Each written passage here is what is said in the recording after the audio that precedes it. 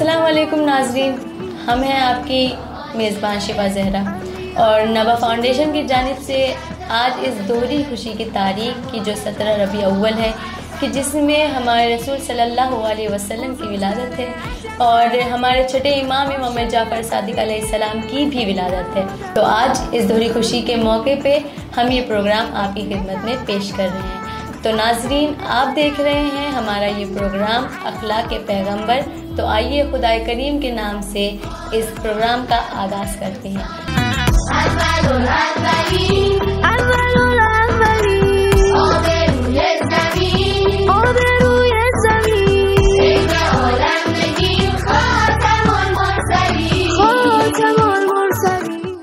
مدحو ثنا رسول کی ہو کس زبان سے، قرآن اترا جس کے لیے آسمان سے، اخلاق مصطفیٰ کی پڑی ضرب اس طرح، اخلاق مصطفیٰ کی پڑی ضرب اس طرح، کردار کے ابل پڑے دریا چٹان سے، جامع ولائے آل نبی پی کے باوضو، ذکر رسول کیجئے صادق زبان سے۔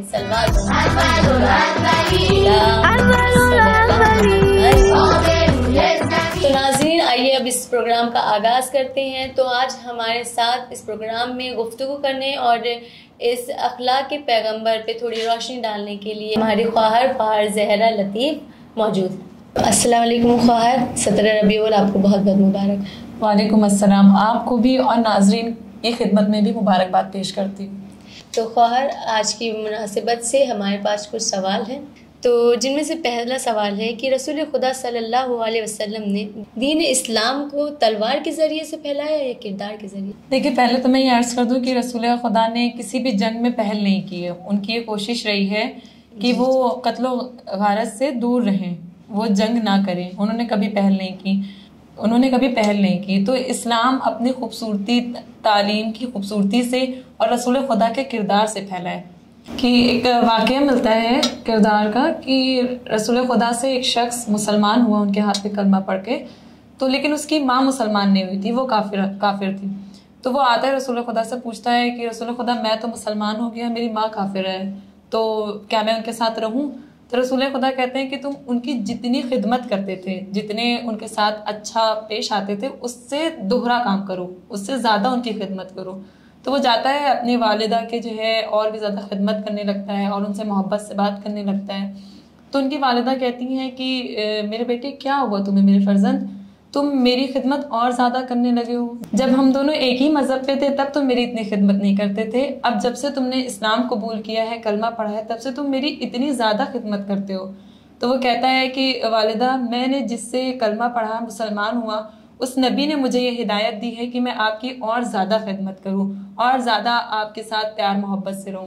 تو وہ کہتی ہے ٹھیک ہے، میں بھی اس رسول کے ہاتھوں کلمہ پڑھنا چاہتی ہوں، کیا تم مجھے اس رسول کے پاس لے چلو گے؟ تو اس طرح وہ رسول خدا کے اخلاق کو دیکھ کے اتنا متاثر ہوئی کہ اس نے بھی اسلام کو قبول کیا اور کلمہ پڑھا۔ ماشاء اللہ خواہر، بہت ہی اچھا واقعہ آپ نے بیان کیا۔ تو خواہر، ہمارا دوسرا سوال ہے کہ رسول خدا صلی اللہ علیہ وسلم کے اخلاقی واقعات میں سے کوئی ایک واقعہ بیان کیجیے۔ دیکھیے خواہر، ویسے تو ان کے بہت سارے اخلاقی واقعہ ہیں، لیکن اس میں سے ایک بہت ہی اچھا سا واقعہ ہے، بہت لوگوں کو اس کا علم ہے کہ ایک ضعیفہ ایک بوجھ لیے جا رہی تھی، لیکن بوجھ بہت زیادہ تھا، وہ اپنے سر پہ رکھے تھی۔ تو جب رسول خدا نے انہیں دیکھا تو دیکھنے کے بعد کہا، لاؤ یہ بوجھ تمہارا، میں تمہارے گھر تک پہنچا دوں۔ تو رسول خدا نے وہ بوجھ لیا اور لے جا کے اس ضعیفہ کے گھر تک پہنچایا۔ تو وہ ضعیفہ کہتی ہے کہ میرے پاس ایسا کچھ نہیں ہے جو میں آپ کو دوں، تو میرے پاس ایک نصیحت ہے، میں وہ آپ کو دیتی ہوں کہ مکے میں ایک جادوگر آیا ہے، محمد نام ہے اس کا، تو اس سے تھوڑا بچ کے رہنا۔ تو جب ضعیفہ اپنی یہ بات ان سے کہتی ہے تو وہ کہتے ہیں کہ آپ معاف کریے گا، جو نصیحت آپ مجھے دے رہی ہیں وہ میرے لیے ممکن ہی نہیں ہے۔ تو وہ ضعیفہ کہتی ہے، کیوں نہیں ممکن ہے؟ تو وہ کہتے ہیں کہ جس محمد سے دور رہنے کے لیے آپ کہہ رہی ہیں وہ محمد میں ہی ہوں۔ تو وہ ضعیفہ یہ کہتی ہیں کہ جب محمد کا کردار اتنا بلند ہے تو میں بھی اس محمد کے ہاتھ پہ کلمہ پڑھنا چاہتی ہوں۔ تو وہ بھی ان کے ہاتھ پہ کلمہ پڑھ کر مسلمان ہوئی۔ یہ کردار ہے ہمارے رسول کا۔ تو خواہر، ہمارا تیسرا سوال ہے کہ ایک مبلغ یا مبلغہ کو تبلیغ کرنے کے لیے رسول خدا صلی اللہ علیہ وسلم کی زندگی سے کیا سبق لینا چاہیے؟ دیکھیں آپ کا سوال بہت اچھا ہے کہ کیسے ہم لوگوں کو تبلیغ کرنی چاہیے. تو اس میں رسول خدا کی زندگی سے اگر دیکھا جائے تو رسول خدا نے ہر چیز کو پہلے خود کر کے بتایا ہے, پھر دوسرے لوگوں کو اس کی دعوت دی ہے ان اچھے کاموں کی. پہلے خود کیا ہے پھر دوسروں کو دعوت دی. تو ایک مبلغہ کو, ایک عالمہ کو یہ چاہیے کہ وہ جو ہے پہلے خود ان چیزوں پہ, اچھے کاموں پہ عمل کرے, پھر وہ لوگوں کو اس کی دعوت دے, پھر وہ ان سے وہ کام انجام کرائے جس کا حکم دیا گیا ہے.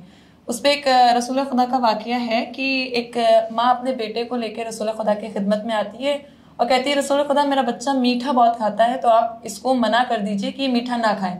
تو رسول خدا کہتے ہیں آج نہیں تم کل آنا. تو وہ عورت پھر اپنے بچے کو لے کے آتی ہے, کہتی ہے رسول خدا آپ نے کہا تھا کل آنا, میں آ گئی, میرا بچہ میٹھا بہت کھاتا ہے, اس کو آپ منع کر دیجئے.